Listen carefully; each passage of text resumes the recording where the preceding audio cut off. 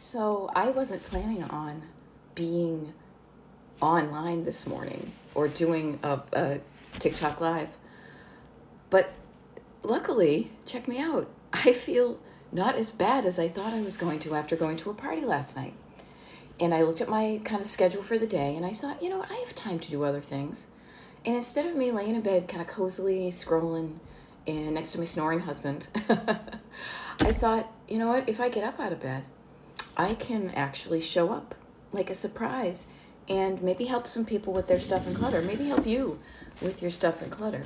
I am here to answer your questions, to get you from like what you're stuck with, struggling with clutter and stuff wise is what I do. I am Beth. I'm the decluttering life coach, and my eyes are going, so I need to make this thing bigger. Oh my gosh, so funny how it like ups the font size. But I am here. I don't know. I just felt like it. I just felt like, you know what? I have the time. How can I help people? Good morning. I can help people with what they're struggling with if it's like with clutter and stuff. Go-tos in life is often like, how can I? And so I figured I never told anybody. I don't have it. Like I'm going to do a bunch of TikTok lives this week. But this morning I thought, you know what? I have some time. Maybe I can go help somebody feel better about what's going on in their lives. All right. So, yeah, if you're struggling with stuff and clutter and you're feeling stuck in general, I'm a decluttering life coach. And I say the life coachy part because it's more about like, I love it if your house gets nice and neat and clean. But if you're not happy with a nice clean house, that's what we talk about too. And the thing that I love, I got to share, the thing I love about decluttering your house is really what it is you are sorting through physical items in your house that you've bought or inherited or like however they got there. You were sorting through your stuff. But every time you sort through your stuff in your house or your life in your head, you learn more about yourself. You learn about the things in your life that are important because you kind of say, hey, this is a thing in my home. Does it bring me joy? Does it make my life easier? Does it tell me a good story? Or does it kind of weigh me down? And what decluttering does is it allows you to get to know yourself better, to I don't know, to just figure out who you are right now. There may be some things that you have in your home, like I know I had it, that for a certain time like kind of lit you up and you're like, oh, I used to like that. And maybe you don't anymore, and that's totally fine. I often think about this, like, can you imagine if you were eating the same food that you did when you were like 2 years old? Like, you know, mushy squash, or, well, I mean, technically squash is still mushy, right? Happy Sunday, everybody. But the thing that I love about decluttering and helping people to declutter, when they are kind of not able to make the decisions of what should I do with this and they feel stuck, is to be able to tap into what's important to you. Like, okay, let's just talk about it. That's what we do. It's like, what's this thing? Why do you keep it? If you're keeping it, does it add to the life you want? Does it bring you down? If it brings you down, is there a way that we can like remove the story from the thing, or just remove the thing from your story? You know, my whole thing is I want, like, every time you look around your house and your life, you should be reminded of how wonderful it is. And if it isn't wonderful right now, you should be, you know, now I'm going to say shouldn't, you should do anything you want, but I would love it if I could help as many people on the planet, including you, get feeling better about your life and feeling better in your life. And yes, attachment is the root of all suffering. I believe that's kind of Buddhist, I'm not sure, but yeah, the more you hang on to things, the more you think things are not going to change, the more, yeah, it's kind of a powerful thing to realize about change and stuff.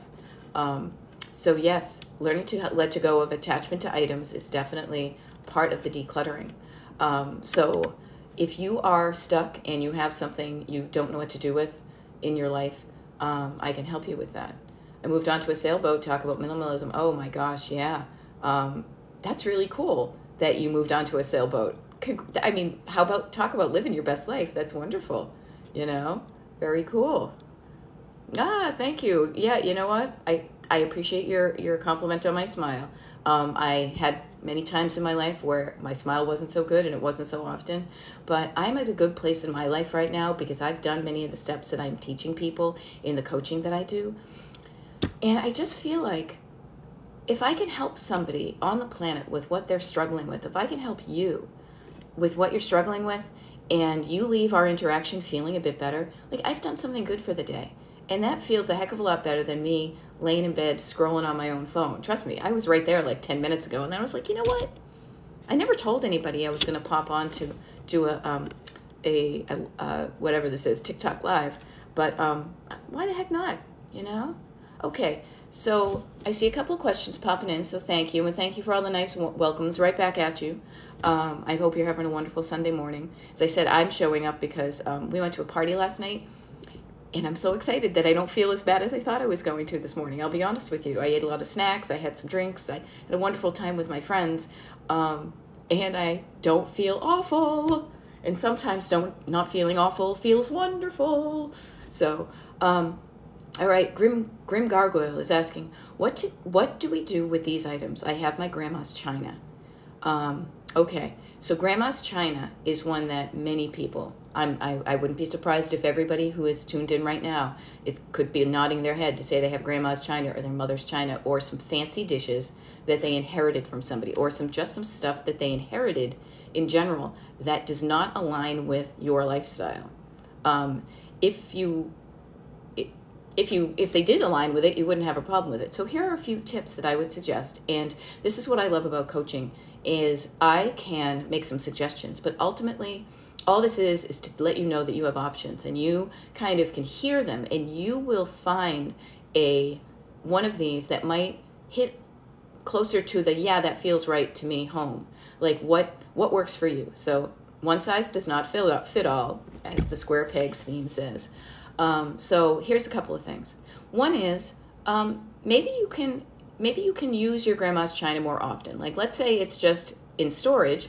Maybe you could incorporate it more into your daily dishes, right? Don't be so precious with things. Get them into they were made to be used, so maybe use them. Maybe you don't need the entire set of dishes. Maybe you could just use one plate size or one bowl size or whatever. Like for example, my grandmother's china that is now in my mother's corner cupboard. It is. I am pretty sure I'm going to be the person in the family that kind of gets that when my mother passes. But right now, actually, I have just the dessert plates, and I use those. So if you don't want it though, if it's not your style, if when you look at it, it just makes you heavy, you've got too much stuff, that's okay. It's just dishes that were made by somebody, that were owned by somebody, that you can pass along. So a couple of things, just because I know this is what I'm good at. So let me help you with this. Grandma's china may not be as worth as much as the previous generations thought monetarily. So you might investigate selling it. I'm not saying donate it someplace right away. Go online and see what people are asking for, because you might be able to help somebody who has that same pattern. You might be able to help them fill in their pattern and also maybe add some place settings. The other thing, too, I will say is there is a company called Replacements Limited. Now, prior to the internet, I know this for a fact because we got a platter for my family from them. They are like a clearinghouse for all sorts of china patterns and things. They also have a huge warehouse. I actually visited it last year on a road trip. It's amazing. It's overwhelming. Their prices are pricey. They will buy your stuff, but do not look at their retail prices and think that that's what you are going to get from them or from somebody else. You can sell to them, but there are certain parameters. You need to pack it up, or if you go, you need to make an appointment, different things like that. The other thing, too, is since you said it's your grandmother's china, see if somebody else in the family might want some of it, too. You know, maybe break it apart. Maybe somebody gets the dinner plates, somebody gets the bouillon cups, whatever. See if somebody else in the family might have an attachment to it.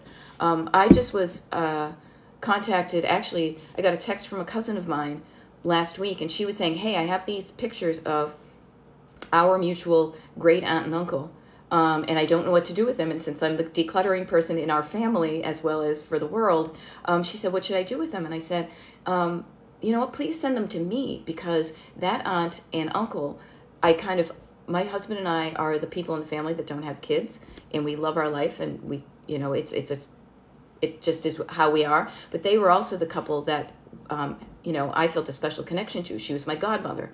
I used to go visit her. I actually kind of learned how to declutter from my great aunt Aga. I would go over her house and we would kind of go through her stuff because she was, 60 plus years older than me. So she was at an age where she was looking at her stuff going, oh my God, I only live in this 1-bedroom apartment, but I got to watch it. So see if there's somebody else in your family that might benefit from it. And then if you do realize that it's not worth a lot monetarily, just think about donating it somewhere where somebody might be able to use it and release it from you. If it's weighing you down, kind of cut the ties and allow yourself to feel a little bit lighter because you made that decision. Okay. Let's see. So Kim Barr said, it's funny, I went to school with somebody named Kim Barr. Wouldn't that be hysterical if it was the same one? Anyhow, you said you live on a boat, which is so cool, but you still need to get rid of things stored at your house, though. Yep. We often have things that are stored, but how powerful of you to kind of live that life you want by living on a boat. That's excellent. All right. Now, I'm going to let people know. So I am scrolling up through the questions. Still waking up. But sometimes they leap ahead. So if I miss your question, don't take it personally. I'm just trying to find it a lot. And also, I love it when there's a lot, people are kind of getting back. Yeah, I can tolerate a bit of liquor. I can tolerate less than I used to. But you know what? Whatever. What do you think about feng shui? I say I say put your furniture where it feels right to you.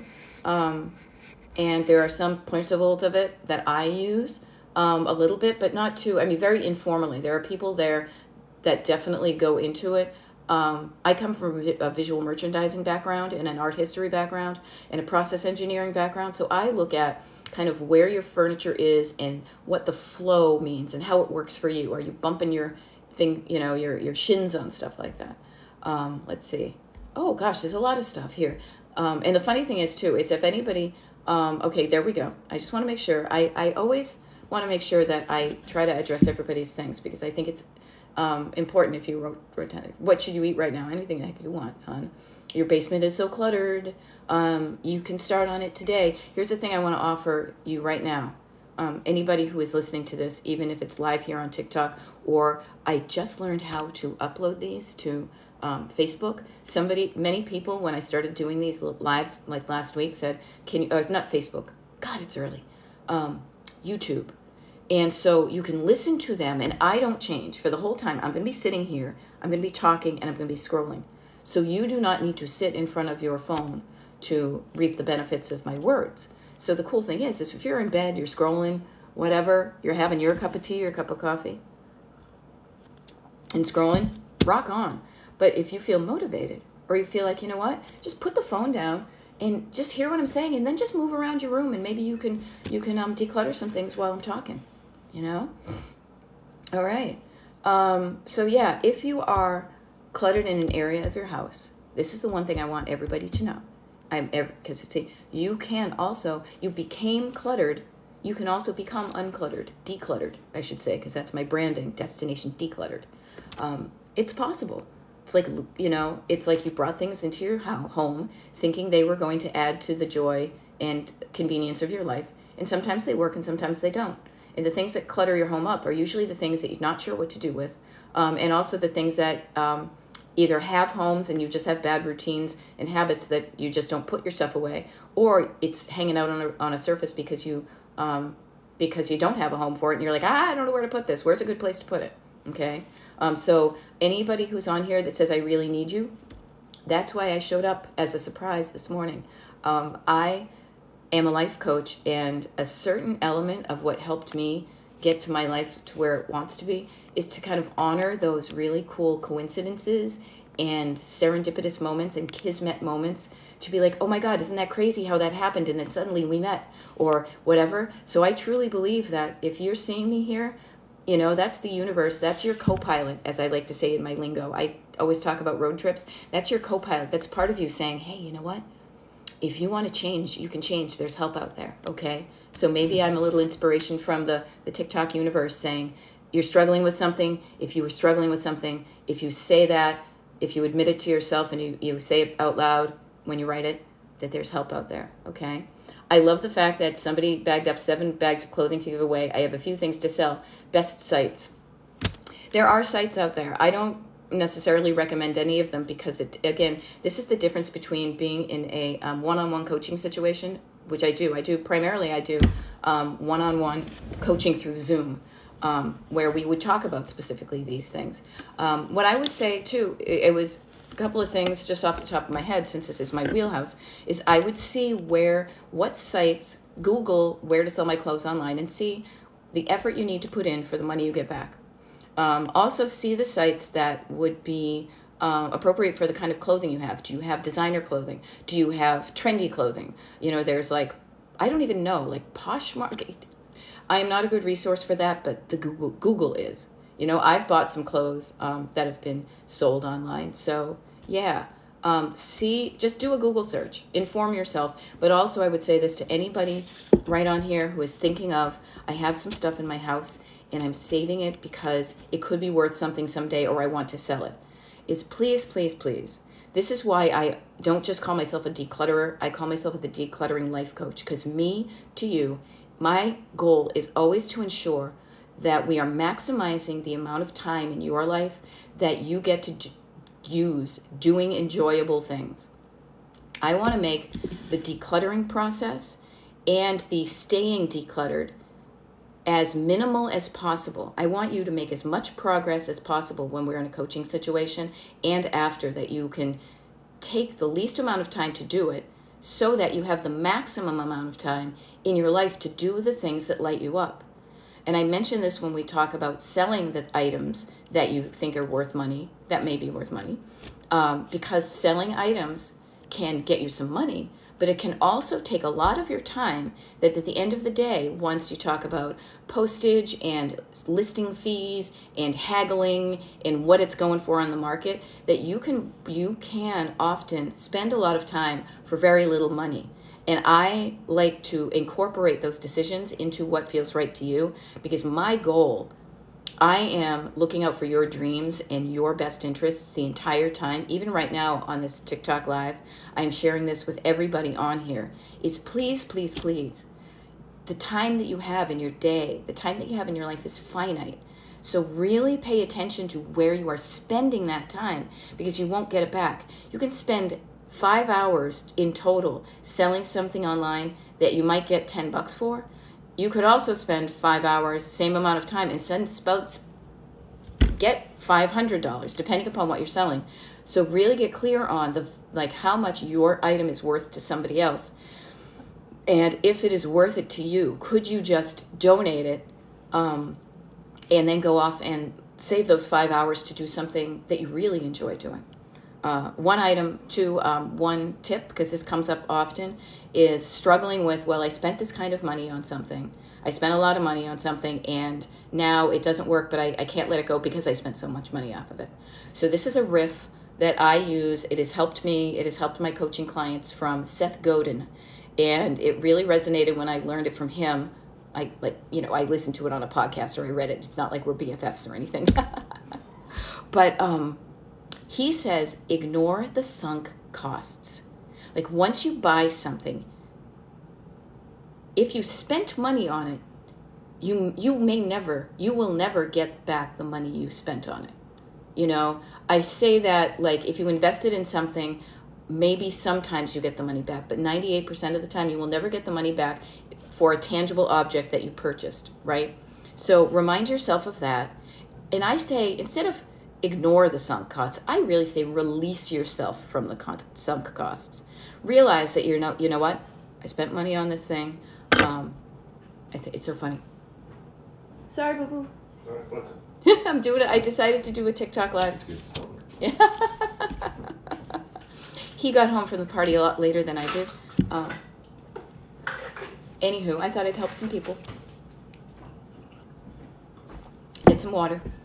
Anyhow, where was I? Sorry. Real life. Okay, so if you bought something and you're hoping to get the money back, it may not happen. So just release yourself from that idea that you're going to get your money back and be like, lesson learned. Throughout your entire life, you are going to buy things that you, with the hope that it's going to add value and convenience and delight to your life.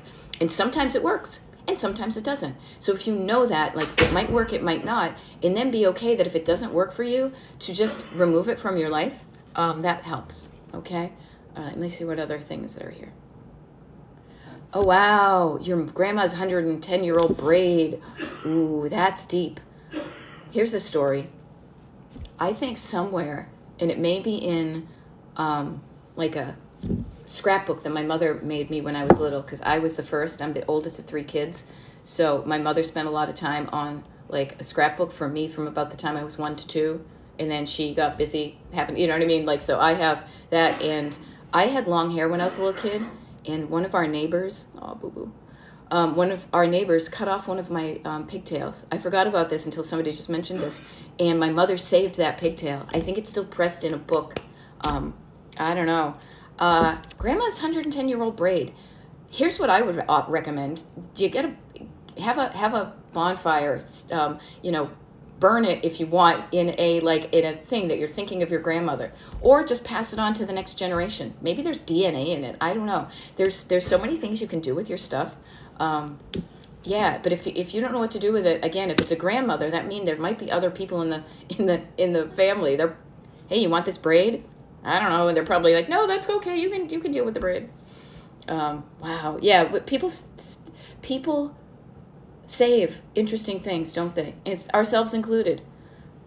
Okay, my mom passed and I have everything of hers. Ugh. Okay, I am so far. Okay, so Kim Bar, so you're the one on the boat. Okay, yeah, all right. So your mom's stuff. Here's the thing I want to offer to all of us is, we know the feeling, that ugh feeling of I am dealing with somebody else's stuff and I'm weighed down by it and I don't know what to do. Let's not be that person for somebody else. If you have children, start right now and deal with your own stuff so that you don't burden somebody else with that feeling. Let's break those chains, okay? Even myself, as I mentioned, my husband and I don't have kids. I love it. But so I still look to my niece and nephew. My nieces and nephew, excuse me, and I don't want to burden them with my stuff.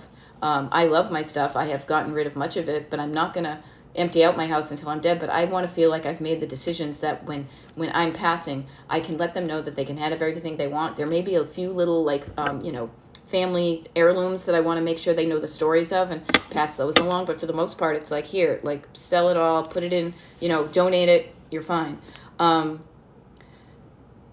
We as humans, I'll say this, Kim, you're saying about your mom's stuff passing, okay? So we as humans can imbue inanimate objects with stories. And I do this, I'm like at my little tea mug here. My mother used to, this one was like, the whole overall thing about your stuff is it was all owned by my mom. So it all kind of has a bit of her spirit in it. And the one thing I want to offer you and everybody here is think about it. If you did not have any of those items in your storage that were your mother's, it's not like if you get rid of the item, pass it along, it's not in your life anymore. It's not like you're going to forget the person. You will never forget your mother because she doesn't live in the stuff. She lives in your heart. The items are just reminders of that person. They will spark a memory maybe. But just remember, the people we love, whether they're here or not, they live in our hearts. They don't live in our stuff. Our stuff is like a little visual reminder, but think about it. Your mother's stuff is in storage. It's not like you forgot your mom. So think about that. And that might help you release those things. And the other thing I want to offer too, because I am big on donating items to places where it can help people. Either connecting people up to what they want, or if you donate it to like a charity or a situation where they might sell your stuff and then use the money to help people. Because, people in need may not need fancy dishes, but if a place can sell fancy dishes for money and make money from it, they can use that money for something else.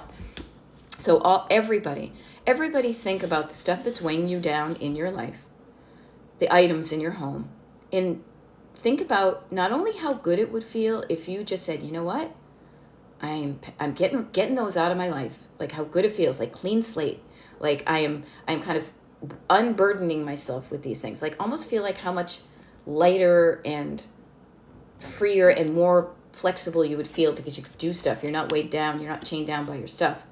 That's one part of that equation, but this will also maybe help you to release it too. which is realize the stuff that you have that is burdening you may be the exact same thing that somebody else out there on the planet is looking for, that you could light up their life for. I say this as a former thrifter, a former trash picker. Like, when I have a collection of something, like I've got these glasses that I collected for a while, like seeing one of those out in the rough, seeing one of those out in the wild, it'd be like, oh, look, I found one. Check it out. Look what I found. Like that delight, that feeling. It's all about the feeling. But I never would have gotten that if people held on to those things and kept them stuck in their house. So think about not only how it will make you feel better to release those things, but how you might make somebody else feel better too.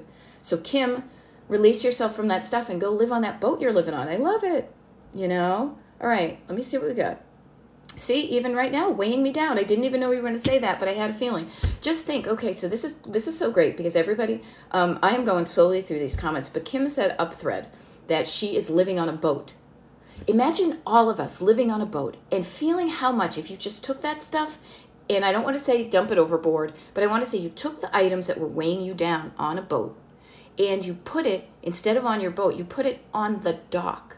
That heavy stuff that's weighing you down, all the stuff that's weighing you down on your own boat, you take it and you put it on the dock. And then it goes from the dock to like a donating place, right? Metaphors, whatever. It's on the dock. It's no longer on your boat.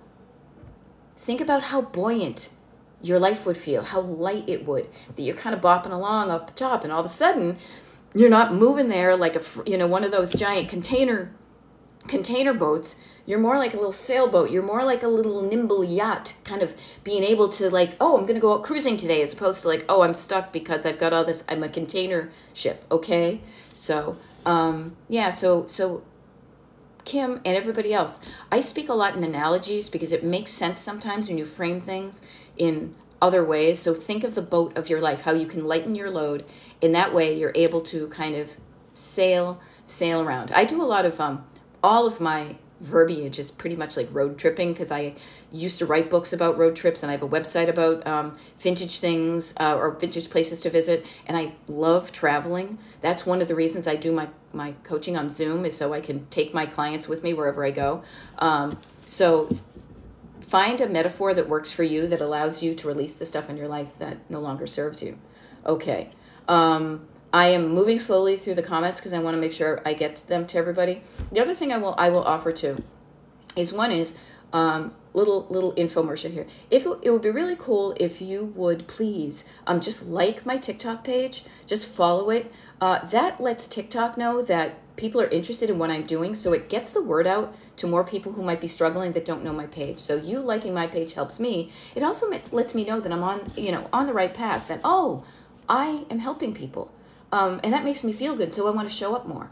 The other thing, too, is if you're interested in it, I have a mailing list. I have an email mailing list. If you sign up for it on my website, destinationdecluttered.com/join, you get a habit tracker that I made that helps you track your habits, that is road trip based. It's kind of fun. I made it myself in Excel. It's kind of goofy looking, but it totally works. And also, if you're interested in one-on-one coaching, there's a place on my website where you can schedule a consultation and we can talk about that. Okay, so that would be really helpful. DestinationDecluttered.com. Hi, I'm Beth. Nice to meet you. Okay, so the other thing too is I will be posting these videos on YouTube. I only learned how to do it the other day. So if you know people who are struggling with clutter, I am here on TikTok, but if they're not on TikTok, I'm posting my videos to YouTube. I post them on an Instagram page for Destination Decluttered. I post them on a Facebook page for Destination Decluttered. And yeah, YouTube is Destination Decluttered 2. So if you discovered me and you have a friend or a sister or a person that could, if they're struggling with stuff, let them know there's resources out there. I can help them. Okay, so somebody mentioned that their grandmother's china is expensive. So I will say this, depending upon where you looked at, it could be expensive. See who's selling it. And it may be something that somebody is looking for. So maybe you look at selling it. It may be a pattern that people are actively involved with. It depends on how much I always weigh what pain in the butt it is to sell it with the money I'm going to get. The other thing too, and this is great, you guys, because I want to share it with everybody here. When you are looking at like some of the older stuff in your house, like, and I say older, like 70s, 80s, and 70s, 80s, and beyond. I feel like I'm on radio. Like 70s, 80s, and earlier. Please take it from me. The fancy, formal stuff that previous generations loved and thought was going to be worth something someday may not necessarily be bringing the money that they thought on the market. However, look up the stuff that's like, instead of the stuff, think about it. Think about the stuff that was in your grandmother's dining room, right? The dining room stuff may not bring that much money, even though that was the stuff they spent a lot of money on. But look at the stuff in your grandmother's or your mother's or somebody's kitchen. The kitchen stuff. Because here's the deal. I used to collect stuff, and my sister has a vintage shop up in Massachusetts.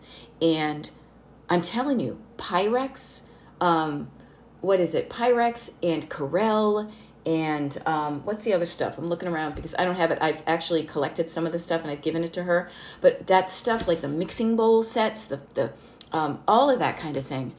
The things that give you that good feeling of hanging out at grandma's house in the kitchen. A lot of people are collecting that stuff now because they are now the people that are, having their own families and are having, decorating their own homes are hearkening back to an earlier era for them. And an earlier era for them, I'm sad to say, because I'm a Gen Xer, I can't believe that it's like their idea of vintage is like, 80s. It better not be 90s because time flies, huh? So think about the stuff in the dining room part of that home, but also look at the kitchen stuff and see how much that is bringing on the market if you're looking to sell stuff. Also, if you want to donate it, I don't know, like you're going to make a collector. If you've already donated and being like, oh crap, we just got rid of that Pyrex bullshit. Know that somebody out on the planet is singing your praises because they found it in the thrift store. Okay. All right. Now is the time to sell. Downsizing is getting bigger. Yeah.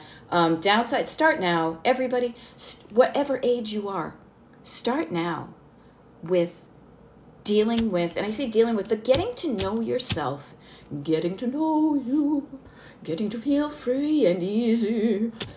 I sounded like, who's it? Big Edie. If you know, you know. Actually, that always sounds so weird. If you know, you know. So I was talking about Grey Gardens. There's a wonderfully amazing movie called Grey Gardens, and I felt like the old lady who was singing in it. That's now you know. See, I clued you in. I'm not a gatekeeper as far as that kind of stuff, but I talk in pop culture references and I sing in pop culture references, and this is how I coach too. I coach fun. I coach like, let's be not silly, but like it doesn't have to be arduous. I coach as if we're on a road trip together towards a destination you are so effing excited to get to, but you're unsure of how to get there. I'm like your tour guide. I'm like your travel guide because I've been there before for myself and for other people. So I know how to make it fun during the whole thing so that you keep on going so you get there. But what I will say is I kind of lost my train of thought because I started singing. This is a little bit of my ADHD brain because I get so excited about stuff. Oh, well, it'll come to me. China, stuff, things. Well, this is what I get for being live. I kind of forgot what I was saying, but it'll come to me. Okay, I think somebody said replacements, and replacements is right up the road from your house. That's so cool. I went there on a road trip. Again, I talk about road trips, and I didn't realize I was going past it, and I was like, oh my God, I have to check this place out, and it was kind of amazing. Yep. And yes, they don't take a lot of patterns because you know why? Because everybody, this is the fascinating thing for me, and thank you for everybody who is chiming in with answers to people in the thread back here. This is the thing that I love because I love seeing people helping other people. That's why I am here helping with what I do. All of us, so many of us, we live in, somebody says like, thanks for a capitalistic society. Yeah, we all live in a society that at a certain point, it was a sign of that you made it, that it was a sign of buy this thing and it's going to make you happy, to be able to buy all sorts of things. Your things were an outward indication to other people. They were visual clues to be like, look, I made it. I have a boat. I have a vacation home. I have a fancy car. I have the fancy dishes. All this I have. Now, I don't judge people on any of that, but the one thing I ask you is just do a check. ping back to your heart and to your soul to say, is this thing making me feel good? Is it lighting me up, or is it weighing me down? And that's the that's the interplay that I talk about, and that's the life coaching part of it, is like getting clear on, is this helping your life or is it hindering your life? Okay. Okay, somebody said, and I know I'm going slow here, I'm curious about my mug display. Do you use them and rotate with your daily use? Okay, here's the funny thing. No, those ones are just on display, and honestly, I'm kind of stuck about them, because that's one of the things I preach often, to use the things you have, but those were kind of collected as a collection. And honestly, if I collected them years ago. I'm not really a collector anymore, so anything I collect now, I try to get into what do you call it, circulation. Like, I've done that more, like with my my Fiesta ware and some glass stuff that I collect. But no, that's just kind of up on display. And honestly, it doesn't really jive with who I am now. But it's also, it adds color, it adds light, and it reminds me of the times in my life that I used to collect. And they have it was like there were different states that I visited, right? My mother can't let go of anything. Bread wrappers, bread ties, empty toilet rolls. You know what? Here's the thing that I want to offer is our parents, we are all products of the generations that we grew up in, right? And if your mother maybe is of a certain age or was raised by people who went through the Great Depression of the 1930s, they may come from that kind of scarcity and lack mentality. It was a different era in our lives where there wasn't this mass production, because it was pre-World War II. And the means of mass production had not been ramped up. I mean, that's me getting into like why we have so much stuff in our lives. But what I'll say is that knowing that there's a part of your mom that is kind of trying to keep herself safe and keeping you safe by never going without, that's kind of where that might be coming from. The other thing too I will offer is that I am a creative, and I'm surrounded by creative people in my life. My husband's a musician. I know a lot of like visual crafty people, things like that. Oftentimes the thing is cool is that you see value in those smallest things. Like, this is a useful thing. This could be useful for someday. So maybe it could be. Now, an empty toilet paper roll, I don't know, you could do a craft with it. But know that she's coming from a place in her life that is making her feel safe. All of us, we have stories, we have unconscious reasons why we do what we do. Your mom may not be aware of why she's doing it. So just be kind and compassionate, realizing that she's coming from a place that's just trying to keep her safe, okay? Oh gosh, there's a lot of wonderful things here. Okay, now it's zoomed up again. This is TikTok. Where the heck am I? Yeah. Okay. So as I said, if I miss your question, I went blank.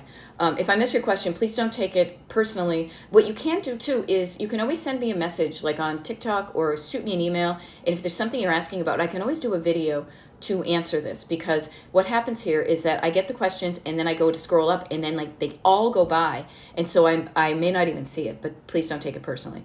Letting go of all my shot glasses I collected from places I visited. Totally get you. Like, you know what? I started collecting those things, and it was fun while I was collecting them. And it's like, here's the thing about collecting is at a certain point, it's like, oh, this is fun, this is fun, this is fun, this is fun. And then I found myself at a certain point, it switched to be like, instead of, oh, look what I found, I get to own this. It's like, a collection can start to weigh you down, because then you almost feel obligated to collect something. Like, well, I collect shot glasses. I guess I gotta go find a shot glass. All right, I'm adding this to my collection. So I love that you're realizing that you're letting it go. I collected shot glasses for a while, and I have pared them down to very few, because we also don't drink a lot of shots like we used to. So that's cool that you're releasing it. It's cool in your life, everybody. It's great too. It's great to have those times in your life where you acquire things, and it's totally okay to then release them. You know, it's called evolving. You know, it's like, this was important to me now, but at the place I am now and in the life I want, it just doesn't fit. So it's okay. Release it out there, and you know that there's probably somebody out there who now just started a shot glass collection that is going to love the fact that yours have been now released out into the wild, as I like to say. Like, they're back in circulation, so they can light somebody else. Yeah, yeah. Oh, hon, yes, so Ramona Williams, I will say this, because you said, I've never thought about that making them feel safe. This is why I am so passionate about incorporating life coaching into decluttering, because unless you get in touch with the reasons behind why you picked up that thing and put it in your life in the first place, you can clean out your home, but then if you don't get in touch with why you did it in the first place, you might likely get cluttered again. So when you start to pay attention to what's inside here, this is where the magic happens. The magic happens inside, and then suddenly you look at your life and your house differently, and you realize it's so much easier to release the things that don't serve you. And we all do this. We all bring items into our house to make it easier, to make you feel better. You know, I get Kleenex here because my nose is, Kleenex makes me feel better. I bought this little goofy thing for my teacup because I thought it would make it feel warm. Now I kind of use it. I kind of don't. But it's, but if it didn't use it, I now have better, I can better release it out there. Also, I will, this is, okay. I will say this too. So many people you bandy about the word hoarder. So hoarding is something that we use as kind of a verb, and there's different varieties of it, but that is actually a trauma-based diagnosis from the DSM-5, that there are people there who really do suffer from having traumatic experience, and they surround themselves with things. Think about it when you were a little kid or something, like when you are hurt and you want to make distance between you and somebody else or something painful. Imagine like surrounding yourself with a bunch of pillows. You're creating a buffer, a distance to keep the pain away. And oftentimes we do that with our stuff. We feel unhappy, we feel sad, we feel lonely, we feel empty, and we try to fill up that hole in our hearts with stuff. And I did it for years. I speak from experience. When I went out collecting my stuff, a lot of times I was unhappy, but this gave me something to focus on externally so I didn't look inside. What I found was that I was always, like the short-term dopamine rush and the adrenaline of finding something was great, but then it wore off and I still felt kind of sad and empty. It wasn't until I started looking inside and realizing it was okay to look inside, it wasn't scary, and I started to heal, that I started to feel so much better. And I realized that, yeah, like collecting stuff can be fun, but feeling better inside feels better. Okay? Here we go. Yeah, help declutter our head too, our brains and our hearts, and help to understand and enjoy happiness. Oh, thank you. That feels like an awesome, I almost said like a testimonial, but yeah, seriously, because this is all where it's at. If you just declutter out here and you never deal with what's in here, you're probably going to get cluttered again. Yeah, there's many ways you can release your stuff. Facebook groups, buy nothing. Somebody wanted to get a dumpster. I saw that. Oh, hon. So I want to get a dumpster and throw everything away, but I feel guilty that others could use something. Okay, here's Loves Tall Cowboys. I've never met a tall cowboy. I wouldn't mind meeting a tall cowboy. It's okay, hon. Trust me, I'm very, very happily married, but, can't hurt to look. Okay, well, here you go. The dumpster part of you, I will offer this. The dumpster feeling part of you, maybe that overwhelm. Am I right? Is I feel overwhelmed by the enormity of how much I have, so I just want to pitch it all into dumpster. And pitching it all into dumpster is when you say, I'm overwhelmed because I know there's a lot of decisions that need to be made about this stuff. In Tall Cowboys, how about this? I just offer this as an idea. Why not look at your stuff today and say, what are 10 things I know that I could put in a dumpster, but that instead of putting in a dumpster, I could donate somewhere that would help somebody else? The way you overcome the overwhelm of enormity of like the task looks too big, the pile looks too big, the amount of stuff I have is too big, is to break it down into smaller bits, to break down the project into smaller bits, to look at, instead of the overwhelm of all your clutter, is to focus on the one thing and then the other one thing and then the other one thing and make those decisions. So you will probably feel a lot better about yourself if you do donate some things. You will absolve yourself of some of that guilt about some of the stuff that you can donate. So why not just start thinking about those donating things today? Just start that process today and then start that process tomorrow, and every little bit, even if it's only 5 or 10 items, work on that. There will be items that you get to that are going to be broken, that are going to be old, they're going to be yucky, that you will need to put in the trash. So you don't feel bad about those things, but you may feel a lot better, and it will keep it out of a landfill. So the dumpster feeling is like, I don't want to deal. I just want to pitch it all. But the decision making is where you get to learn how to make decisions. You build your decision making muscle so that you can use that decision making muscle in other areas of your life. Like, do I want this person in my life? Do I want this job in my life? Do I want this feeling in my life that I get in this situation? You start to make decisions that feel right to you, and then you make all the decisions in your life saying, does this align with who I am and what I want to be and the life I want to live? Okay? All right. Yeah, somebody just said, once somebody realizes you like something, they buy it for you. Have a bazillion dragonflies. Hell yeah. Oh my gosh, I've had to tell people. We got a vintage camper a number of years ago, and I literally had to say to people, please, I love you all. Please do not start buying me the stuff that has all the campers on it. Thank you, thank you, thank you. So it gets people, but people do it because they love you, and they want to show they were thinking of you. So accept that in the spirit, accept the spirit of the gift, but you don't have to keep the gift. Okay? All right, what else can I help people with here? A lot of people have clutter due to trauma. They do, yes.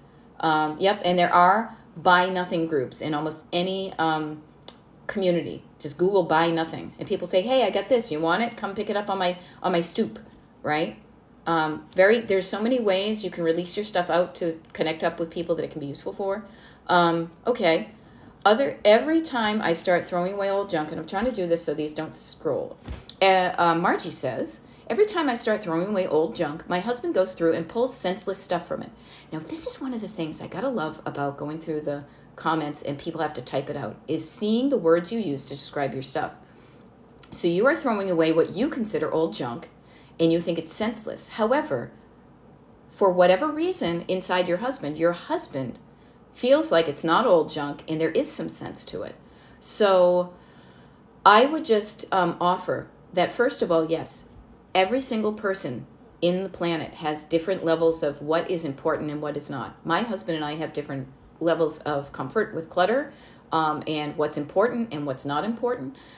So you might just get curious with your husband, and instead of coming at it, and I'm not saying you do this, but I will offer, instead of coming at it with a combative, like, why are you throw that old junk away. Why are you pulling the senseless stuff out of it? I'm exaggerating for effect right there. That may not be it. But come at him doing that with a sense of curiosity and love, to be like, hey, man that I love, I'm curious. Why are you pulling that stuff out of there? Is it, and have a conversation about it. Especially if you're living in a community, and you're living in a household with somebody, tap into what they're thinking about that stuff, and maybe you'll learn something, Hope that helps. What else we got? My father-in-law, I assume Phil, started going to Goodwill after mother-in-law died, and his house was full of paintings, Bubba Mag. Yeah, see? Phil in his heart, because he misses his wife. I mean, we do that. We fill our hearts with stuff. We fill our hearts with sugar. We fill our hearts with alcohol. We fill our hearts with snacks. We're just trying to make ourselves feel better because we feel pain. So my heart goes out to your father-in-law. I don't want to say I don't know, because I do know. When you start to talk about like that, and he misses her, and allowing him to heal and grieve and feel those feelings and do other things, there's a way you can heal from that. He's doing what he knows how to do right now, is buy things, because we have been conditioned as a society and by people who will profit over us buying stuff, do you want to feel better? Do you want to distract yourself from the pain in your life? Go shopping. Okay? My heart goes out to your father-in-law, and we're all going to be there. We're all going to lose people in our lives. And if we learn how to deal with that grief in a more productive way, so we're not buying stuff, it's a really good life lesson. And if you learn it, you can then also share that knowledge with people of how to deal with sad stuff, in a way that's not productive. Okay. Somebody says, I was told to start by filling a box and just sort through that box once a week. Yeah. Here's the thing. Work with what works for you. I offer on these TikTok lives and the videos that I do on TikTok and Facebook and Instagram and now YouTube. I post them all over the place so people can find me. You found me on TikTok, but if you know somebody who's not on TikTok who needs help with their stuff and clutter, I try to put myself where the people are that could benefit from what I am sharing that helps them. I would offer this: find a system that works for you. If filling a box and sorting through that box once a week works for you, rock on, do it. If it doesn't work for you, and this is where I love helping people on the one-on-one basis, and this is why, is a book can tell everybody the same thing, but a book or like a general thing doesn't get into why it doesn't work for you. If you try something and it works for you, great, but if it doesn't work for you, that's when I, as a previous process engineer and a person who likes to solve problems and create order out of chaos, I get really interested in when it doesn't work and say, oh, that's so cool. What part of that process, where did that stop working for you? And how can we create a process that works just for you so it makes it easier for you to do the decluttering so that you stick with it, so you get decluttered and you stay that way. So if it works for you, rock on. If not, get curious as to when it doesn't work. And maybe you can problem solve it yourself to say, oh, you know what I realized? Like going down the basement and putting this piece of clothing in the Goodwill bag is making me just throw the clothing down the, I'm using a specific example from my own life. I have a section in my basement where I have some shelves and a bag that it's like, when we were doing the basement, this is the stuff that's going out. And so I had a Goodwill bag for clothing. So it was down there and it was like, oh, this is a piece of clothing and it needs to go in the bag, but the bag is way downstairs. I don't feel like carrying it downstairs. So I just throw it down the stairs and then it's to the bottom of the stairs. And when I go down there, I have to move it. No, what I realized was I just need to move that bag closer. So now I literally have a bag hanging on the back of my bedroom door, our bedroom door, where our clothes are, so that any time I'm going through and I'm like, you know what? Like literally yesterday, I was like, I have a million long sleeve black t-shirts. I wear them freaking every day. But there's one I bought recently that's just a little too short. And I was like, you know what? Even though it's brand new-ish, it makes me feel uncomfortable. And so it was clean, so I just put it in the bag, and the bag is right there. So find out, get curious as to how you've tried to declutter before has not worked for you. That will inform how you can solve it. And if you are just like, I have no freaking idea, this is something I do and I'm good at, and I love, like it just strikes something in me that's like, oh, yo, there's a problem, I'll solve it. I help you solve those problems, okay? I hope that helps. My neighbors put good things next to the dumpster. Yep, see? I'm telling you, I have trash picked before. I have trash picked, literally, when you say there's an iced tea jar. My old neighbor, he's gone now, Alex, he was like in his 90s. And one day, he put all these like mason jars out there, but they weren't even just mason jars. They had all different, like it was all different like labels, not labels, what do you call them? Like brands and stuff like that. This was before like mason jars became a thing, and I was just delighted to see like there's a ball jar, and then there's an anchor jar, and then there's one that says mason. So I grabbed them from his trash, and I put flowers in them. And then at a certain point, I realized I had too many, so I said, well, what are my favorites? And I kept a few of my favorites, and then I released them back out into the wild to delight somebody else. It's always this kind of flow in this dance. The thing that drags us down is when there's stuff that is not flowing and it gets stuck and it weighs you down. It's kind of like being constipated. How's that? Okay. Will giving things away be good to do? Yeah, place it on the curb. We have a permanent free stuff sign that my husband and I, because we live on a corner, if we have stuff that that is heavy, that we've run out of stuff because we've kind of healed ourselves from that. But still, if we have something that's big and heavy that we don't feel like bringing to a donating place or whatever, we will put a sign out that says free stuff. That stuff will be gone in a hot minute. Yeah, makes yourself feel good. Yeah, see, put it in the end of your driveway, put it free. See, we know this. Okay, somebody says, my mom always told me she'd leave our inheritance in piles of magazines, books, shoe boxes. How can I let her go? She's 86. Okay, can I just tell you, yeah, I know that feeling. My mother is about to turn 82. And yeah, it's a lot, isn't it? Right? Am I right? Here's what I want to offer, because this is how I am My mother's not on TikTok. My sisters are, so they'll be like, yeah, that's Ma. You may not change your mother. She's 86. She's been her way all her life.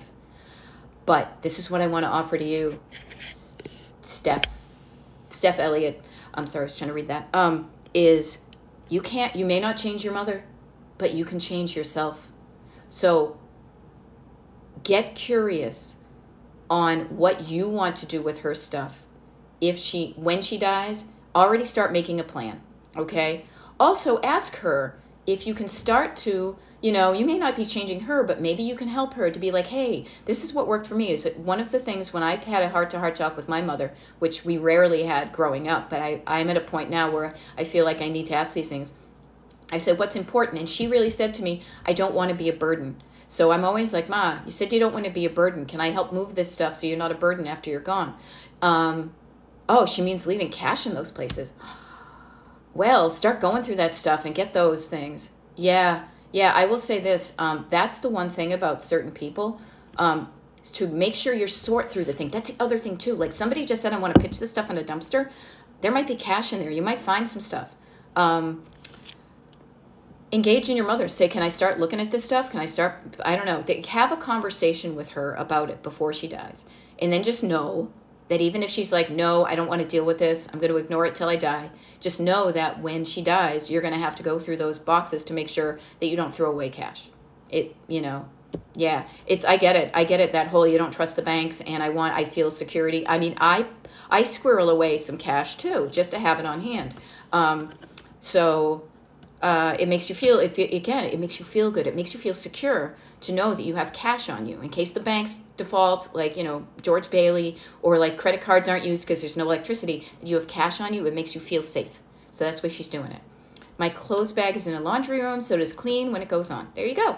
You gave me an idea. I will donate 2 safety jackets to the construction workers widening my street. Awesome. Get your stuff close to where the people who can use it benefit from it. Okay, I love this. Closing good shelters. You found a silver dollar. I am telling you, people I have coached, and I am not making this stuff up. They find money. They find checks that they forgot to deposit. They will find gift cards. They will find cash in pockets and in pocketbooks and things like that. So go into your decluttering with a sense of delight and fun. Like, ooh, what's something I might find that is fun? So I am Beth. I'm the Decluttering Life Coach. I only just started showing up doing TikTok lives literally like a little over a week ago.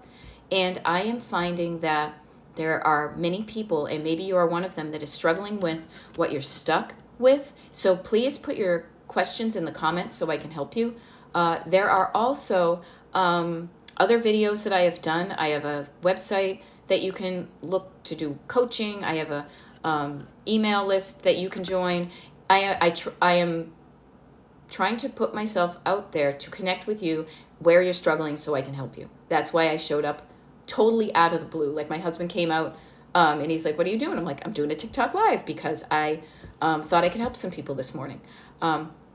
So thank you for finding me. Please like my TikTok page or whatever page you're seeing this on, because I'm going to be uploading these to YouTube too. And if you know somebody who's struggling with stuff and clutter, I'm on TikTok, I'm on YouTube, I'm on Facebook, I'm on Instagram. A lot of this stuff, I publish the same message so I can reach people where they are. I know not everybody's on the TikTok, only the cool people. But if you know somebody who's struggling and they're on Facebook, tell them you can find me here. All right, what do we got? Too much stuff, uncomfortable, embarrassed, but I do use everything. Okay, somebody says overwhelmed and I give up. Okay, so a couple of things. Too much stuff is overwhelm. Overwhelm is overwhelm. If there's one thing a bit of wisdom I will impart to Kim and Mama Hens 3 is overwhelm just means you're looking at it too big, is chunk down those processes into smaller chunks. Too much stuff. Here's a coaching thing that I love to share with people, because it's that life coaching part, is when you have too much stuff, what I want to offer to you, Kim, is you only deserve the best. So if you have too much stuff, go through your stuff and pick out what's the best. What's the things that work the best for you? What are the things that are in the best condition? What are the things that work the best? What are the things that make you smile when you use them? And anything that is not the best for you, That's the stuff you can remove, so you don't have too much. You'll have what Goldilocks would be was just right, you know? And it should be, your home should be a place where the amount of stuff in it is just right for you. It should be the best of it. It shouldn't be stuff that doesn't work or makes you feel bad or is tattered and torn and whatever. It should be the stuff that's best for you. It should be comfortable, and you should not be embarrassed by your home. You should feel that you could open your door if a friend came over or family came over. You could open them up and not be embarrassed, and you could say, check me out, look at how awesome my house is, come on in, and let's have some fun, because you're not stressed out about being embarrassed, okay? So Mama Hen 3, if I get one room done, the kids destroy it in hours. Okay, and here's where I want to offer this to you, and it may not be popular, but this is how I coach. Is I firmly believe that unless you are living alone, if you are living in a house with people that are over the age of 3 and under the age of 93, and they are mobile, that the people in your home need to be involved in the decluttering and the maintaining of the clutter of the home. Okay? So this may not be how it is right now. I know, because oftentimes, and I'm speaking to we women are often feeling and told by many pressures that it is our responsibility to maintain the home, and that husbands and partners and children just get to, that we just clean up after them. And I want to break that chain, because here's what I believe firmly is, especially with children, it is so important to start to train them to be good adults. You don't want to, it's like baby birds in the nest.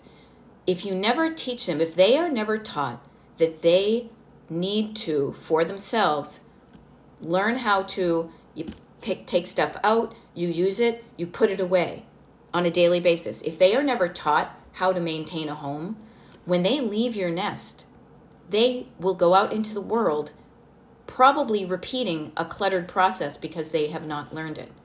I know this from, growing up in a cluttered household. I was cluttered for years. My clothes were all over the floor. It was all over the place. It was a mess because I grew up, I was never taught how to be decluttered. On the flip side, I have coached clients, and it's funny because they've been guys that are like, my mother always cleaned up after me, so I don't realize, I always think it's just magically going to be clean. It's not elves, it's a mom, or it's a person who cleaned up after you. So you are actually being a good mom when you involve your children in the process to say, this is how we do it. This is how we all take our toys out and then we put them away. And it's not dramatic, and it's not, you're making me do this. I mean, at the beginning it's going to be, but once you start to, and this is where the habit change goes. Once it starts going from something that's different and you have to think about it in your brain and you have to repeat it and repeat it and repeat it again, you do it often enough that it goes into, you create a new neural pathway because you've got plasticity up here, and it just turns into a thing that you just do. It took a while for my husband and me. We've been married for 20 years, and even when we moved into this house, there was clutter and stuff. But then we trained ourselves. We became aware of what we were doing, and we made different habits, and we put away our stuff that now it's just a habit, that it's so much cleaner. So I offer this to you with love for you and your time, because you shouldn't be always cleaning up after everybody else. Even husbands are adults. Partners are adults. If they lived on their own, they would have to clean up after themselves. So they need to participate in the process. Okay? That is something that I really firmly believe, because you are doing, there's a disservice to them as humans on the planet. Okay? So get your kids involved in it and say they're part of this. And if you can also, this is something I haven't touched on yet, but I want to share this fun thing with you. The reason I call my coaching Destination Decluttered is because I'm all about thinking about your life as a road trip. So I want to offer this to you. Your kids may be resentful to be like, why do we have to clean up? Meh. Because they're going to, we're lazy people. If somebody else is going to clean up after us, we're going to be like, fine, have at it. I'm going to sit here and eat my cereal, right? But if you get your family involved with, and this is where coaching helps, if you get your family involved with saying, we're going to do this because don't you want to live in a house that's clean and you can have your friends over and you can find your toys immediately when you want, and your room looks really cool and it looks like, one of those cool rooms on TV. Like when you create a reason why you're doing it, that is a really delightful destination you're driving towards, that you get more interested, like people, you get more excited about taking the steps that it needs to, driving on that road trip to get to a destination you're psyched about, versus you got to do this because I said to, because we need it. Like it's all different. So if you get the family involved with, like, wouldn't it be cool that we could have friends over, that our house is kind of clean, that we know what to do, that when you grow up, you're going to be able to have an awesome looking house because you learned how to pick up after yourself. So a lot of things to unpack there. That's why coaching helps, okay? Oh, see, somebody gave away an old purse, got a gold ring. Yeah, check your purses, check your pockets. I bought a jacket once. I didn't even buy it, really. I was at a Goodwill once. Actually, I think it was Salvation Army. And I was like, oh, this is a cool old jacket. And it was like, oh, there's something in there. And sometimes you put your hand in, and it's like old lady tissues and candies. There was money in it, Yeah, okay, body doubling with my adult kids has finally been my solution. It's the accountability for me. I love that you're finding a solution that works for you. And yes, body doubling is great. It's just showing up and doing something. And I have often done that where I will literally just sit in the room with somebody as they do it. Actually, I don't do that for coaching. I've done it for people in my immediate family. Hello, my husband. Hello, my baby. Hello, my honey. Hello, my ragtime gal. But yeah, find things that works for you, okay? Yep, throw away broken things that are donated. See, like you will find things that work for you. So I hope what I'm offering is helping. If you have any questions that I can help with. The other thing I want to offer too is I am showing up Monday through Friday this following week. Because I find this fun. I find this a fun way to connect with people that are struggling, because isn't it nice when you're like, I'm struggling with something, and then all of a sudden you turn on like my phone and you can find help with it. So I'm going to do these, but I offer this to you, please. Excuse me. What was I going to say? Just that what I would love for you to do, honestly, is to ask your question, do these things. There's comments, and this is funny because this is on TikTok. You will see the comments and things like that, so you can read it. But what I will also offer is you can also put your phone down and get up. And even while we're chatting here, just start with the surface clutter. There's 3 levels of clutter that I talk about when I do coaching, and they are in a hierarchy, and they all begin with S. So there's your surface clutter. So that's like floors, tables, counters, bureaus, anything that's like a horizontal surface. Start with the surface clutter. That's the easiest stuff. Then there's stored clutter, and that's behind doors and drawers and closets and bureaus and attics and basements and things like that. And then there's sentimental clutter.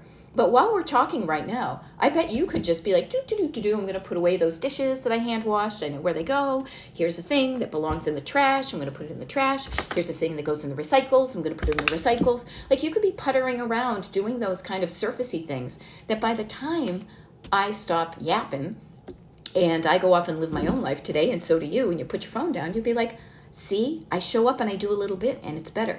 A little bit every day really helps. All right. Amazing you appeared when I've been miserable, making a family miserable. Okay, so let's stop you being miserable, okay? And yeah, when you're miserable and you're making your family miserable, I think there's one of those like little trivets when it says, when mama ain't happy, ain't nobody happy. When you start being unmiserable, your family will be unmiserable too. So look at it from a different way. Maybe the way I explain it and I approach coaching and I approach decluttering could be just the way to look at it in a different way, to stop you being miserable about it and realizing this could be something really cool and fun. And when you learn like how to declutter and it's fun and easy, and you show your family that it's fun and easy, and you get that kind of infectious, like, hey, we're just having fun here. That I did it, like I helped some neighbors with that. And my neighbor was like, thank you. My son's eyes lit up when we talked about it in this way. Like it's a game changer about having your family getting along. You all live in the house, making it a place where you all enjoy being. That's powerful. That's where you all spend your time. The vibe in your house, the energy in your house, if it's light and fun and love and playful, that's powerful shit, Jay. Like that's that's good stuff for your whole family to grow up with, you know? Okay. I love this. You needed you needed a little motivation boost. Here I am. This is why I showed up. I wasn't even supposed to be doing a TikTok live this morning. I have posted, if you go to my page, my Facebook page, I keep on saying Facebook, my TikTok page, I pinned a video telling people where I'm going to be Monday through Friday. And then this morning I was like, I'm just laying in my bed, scrolling. And then I thought, I can also get up and sit at my kitchen table and have my tea and maybe help some people. So that's why I just decided to show up, because I'm good at what I do. I help people have fun, get decluttered, get to know themselves, get them out from under the stuff that's weighing them down. And I love helping people because I have I have a gift that when I give it to you, it doesn't mean I don't have it anymore. It means you have it too. And then when you learn how to declutter, you could then help your friends and family with the skills that you learn from me, For months now, I've been searching for motivation to change, but you showed up in my FYP. I think that's kind of the universe sometimes. And I don't get too woo-woo in my life coaching, but I love thinking that something came into your life at the exact same moment that you needed it. There's a little something there. You can call it God, you can call it the universe, you can call it Kismet, whatever. But I think that stuff's kind of cool, right? I love Sunshine Food Life that you say. I decluttered my closet yesterday and donated a bunch of things that were just being stored. Isn't that a good feeling? I love that too. Yeah. So Kim Finder, you're saying you're good. I will say this. This is how I coach. And I'm going to be completely 1000% transparent with you guys. It's one of the reasons I show up specifically doing these TikTok lives, or the lives in general, is I am a one-on-one life coach. That is my favorite thing to do because it is the one place where it makes such a powerful difference and such a quick, immediate difference in some person's life that in the 10 weeks that we work together, their lives will be so much different and better at the end than it was at the beginning. That one of the reasons I show up and do these things is because I want you to get to know me and how I talk and how I show up and how I explain things and my energy, because I know how important it is to click with somebody and how they explain things for a message to make sense and to feel like you could work together. Because one of my hopes is that if you're seeing me now and you like what I do and how I explain things, you're like, you know what? Wouldn't it be cool if that lady was in my life every day for the next 10 weeks? I had her energy with dealing with nothing but me for the next 10 weeks. How awesome would that be for me to get my life in 10 weeks? 10 weeks is like into April, maybe May. How much better would my life be in just a few months from now if this woman, if I was in your life for one-on-one just for you? I know what a powerful difference that one-on-one coaching can be because I've had it, and I want to be that for you. But I want to make sure we're a right fit. So this is almost like, yeah, she's not professional enough for me. She's not corporate enough. She's not mean enough. Whatever you're looking for, if how I present things is clicking with you, that helps me know that I am hitting the people that I can help the most. I can't be anything else than who I am, and I am really getting comfortable and loving my authentic me, and this is how I show up. I mean, I don't have makeup on. I didn't shower. I probably have mascara under my eyes, even though I did wash my face before I went to bed. But I'm showing up right now because I realized that if I have to go shower and I have to go put on makeup and I have to get all whatever, that's time that I am wasting that I can't connect with you. So this is why I do this, frankly, in the hopes that what I'm doing right now helps you. And if you think that having me in your life for 1 hour a week on Zoom and then constant support through 10 weeks, if you want to have your life completely changed in 10 weeks, then you sign up for one-on-one coaching with me and you know what you're getting. Like I'm not all of a sudden going to be like corporate now and then show up as who I am. I show up as who I am now. I mean, I will be honest, when we coach, I'm not necessarily in my bathrobe. So I do show up in my hoodie and my t-shirt because that's how I do. Okay. All right, Kaylee, let's do this. I feel so lazy. My house looks horrible. Okay, here's what I love. This is when I introduce, this is a little life coachy part, but it's fun. It's fun, you guys.